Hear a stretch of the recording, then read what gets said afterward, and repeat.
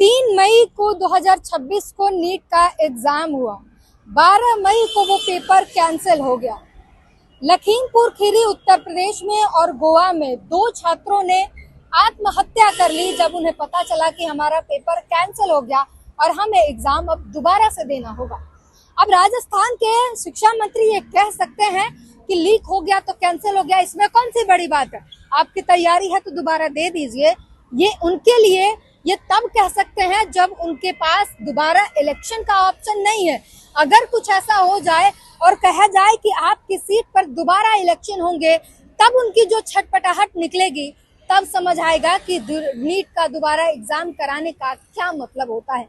ऐसे तो वो नहीं समझ पाएंगे, और जो लोग वोट खरीद लेते हैं उनको तो ये बिल्कुल नहीं समझ आएगा। ये बिल्कुल वैसा है कि जिन्होंने नीट के पेपर खरीद लिए और एग्जाम में जाकर लिख दिए, तो उससे कुछ फर्क तो समझ आएगा नहीं।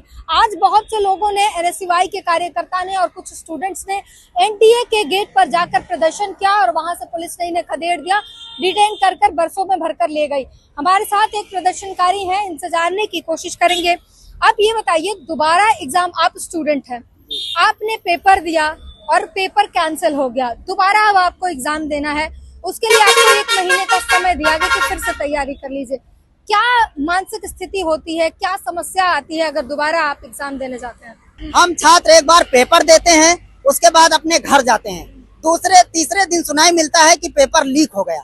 हम अपने घर तक ट्रांसपोर्ट से जाते हैं, साधन से जाते हैं, किराया भाड़ा लगाते हैं, और वो किराया भाड़ा माँ बाप के पैसे होते हैं। गरीब मजदूर किसान के परिवार से हम लोग निकल के आते हैं, और किसी तरीके से हमारे घर वाले जो है पैसा देते हैं, कोटा भेजते हैं, इलाहाबाद भेजते हैं, दिल्ली भेजते हैं पढ़ने के लिए।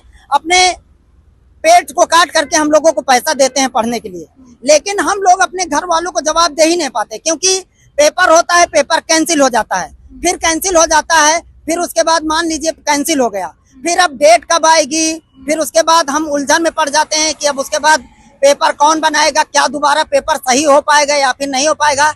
आप 1 साल में पेपर बना लेते हैं, वो तो लीक हो जाता है। 1 महीने में आप कितना अच्छा पेपर करा लेंगे, कोई दावा नहीं है। और बीजेपी बार बार लॉलीपॉप देने का काम करी है। आरएसएस प्रधान शिक्षा मंत्री जो है वो कह रहे हैं कि 15 मिनट जो है एक्स्ट्रा समय दिए जाएंगे, तो सहूलियत पूरी दी जाएगी छात्रों को, और अगली बार से पेपर जो है वो कंप्यूटराइज कर दिया जाएगा, ऑनलाइन कर दिया जाएगा। तो क्या इससे उम्मीद जो है बनती है कि अगली बार से ये पेपर लीक नहीं होगा, ट्रांसपेरेंसी के साथ एग्जाम हो जाएंगे? नहीं, देखिए, पेपर लीक हुआ था वो तो ऑनलाइन ही हुआ था, फोन से ही लीक हुआ था। तो आप ये बताइए, जब इनके पेपर लीक के मठाधीश बैठे हुए भाजपा में, भाजपा जो चाहेगी वो करवाएगी। भाजपा वोट चोरी करके जीत रही है, भाजपा जो है महिलाओं को शोषण करके उनके बैंक के खाते का पैसा लूट रही है, किसी गरीब मजदूर किसानों का घर गिरा रही है। आप और छात्र छात्राओं को, युवाओं को तो लगातार लॉलीपॉप देने का काम कर रही है। और हम कहते हैं पेपर लीक हो गया, हम अपने घर गए, फिर दोबारा वहां से सेंटर कहाँ जाएगा, वहां तक का पैसा क्या भाजपा सरकार देगी?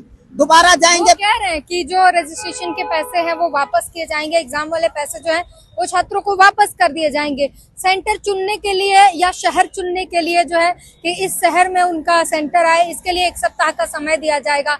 उसके बाद 14 जून को जो है वो उनके एडमिट कार्ड आएंगे, 21 तारीख को एग्जाम होंगे। नहीं, यही बात भाजपा ने पिछली बार भी कहा था 2024 में, जिस तरीके से पर्चा लीक हुआ, 720 में 720 कितने लोगों ने नंबर पाए, 5-5 लाख में 9-9 लाख में पेपर बिका हुआ था, और सब भाजपा के लोग ही उसमें शामिल थे। क्या वो पेपर दोबारा करवा पाई भाजपा सरकार? नहीं करवा पाई, आज भी नहीं करवा पाएगी। आज भी दोबारा एग्जाम होगा सब, क्योंकि गिरोहों को ये पकड़ ही नहीं पाते हैं। जो गिरोह होता है वो भारतीय जनता पार्टी का सदस्य होता है, तो उनको ये बचाने में लग जाते हैं। तो कैसे आप मान सकते हैं कि भाजपा से पारदर्शिता से जो है, निष्पक्ष जो है, आपको भरोसा नहीं है कि फिर से एग्जाम? सरकार बिल्कुल भरोसा नहीं। हम 2014 से भाजपा सरकार को झेल रहे हैं। ये आरएसएस वादी मानसिकता, ये मनुवादी लोग हैं, ये छात्र छात्राओं को, महिलाओं को लगातार प्रताड़ित कर रहे हैं।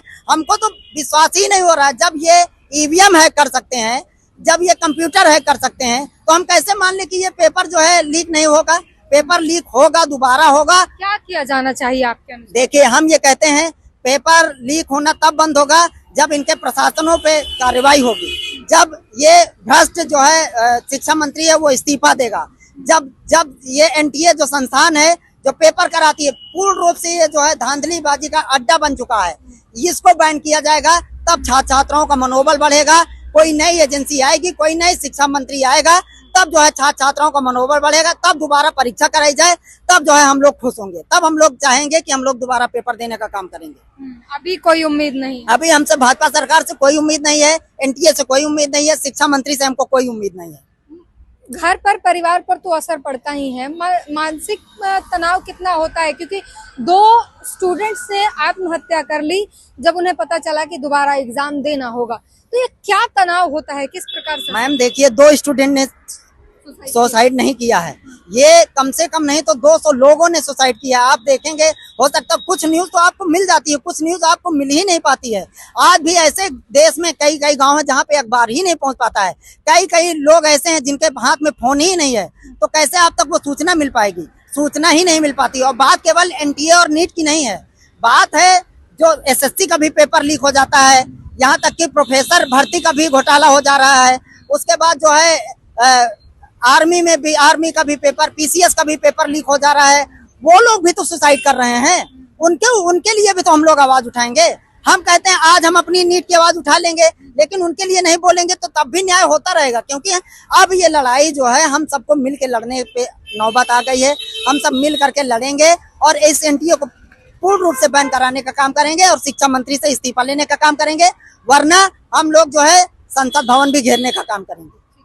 तो मतलब एक संस्था के कारण लाखों लोग और लाखों परिवार जो है परेशान है। कई लोगों ने सुसाइड कर लिया, 2024 में भी बहुत से लोगों ने सुसाइड किया था, उसके बाद कोर्ट तक मामला पहुंचा था। तो जब तक 2-4 लोग मरते नहीं हैं, हमारे सिस्टम के कान खड़े होते नहीं हैं, उनके कान में जू रेंगता नहीं है। मतलब आपको सिस्टम को जगाने के लिए कुछ लोगों को मरना पड़ेगा, सुधारने के लिए तो ना जाने कितने लोगों को मरना पड़ेगा। और कब ये सुधरेगा सिस्टम, इसका कोई जवाब नहीं।